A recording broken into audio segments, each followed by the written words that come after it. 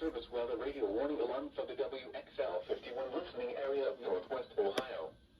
During potentially dangerous weather situations, specially built receivers are automatically activated to warn of impending hazard. Tests of these receivers are normally conducted by the National Weather Service every Wednesday between 11 a.m. and noon. When there is a threat of or existing severe weather in the area, the test will be postponed until the following day. This ends the test of National Weather Service weather radio warning alarm.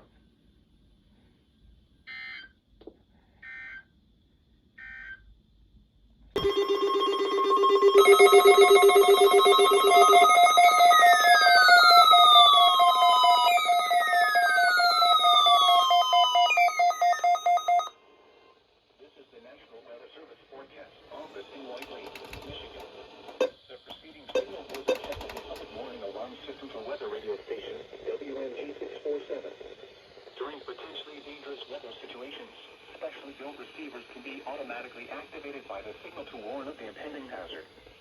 Tests of the signal and receiver's performance are normally conducted each Wednesday between the hours of 11 a.m. and 1 p.m.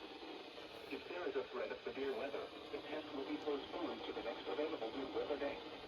Reception of this broadcast, and especially the warning alarm, will vary at any given location. This variability, normally noticeable at greater distances from the transmitter, can occur even though you're using a good quality receiver in good working order.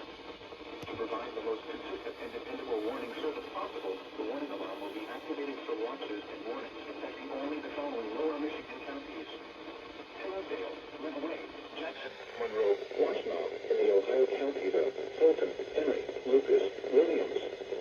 This concludes the test of NOAA weather radio station WMG 647. We now return to the normal broadcast.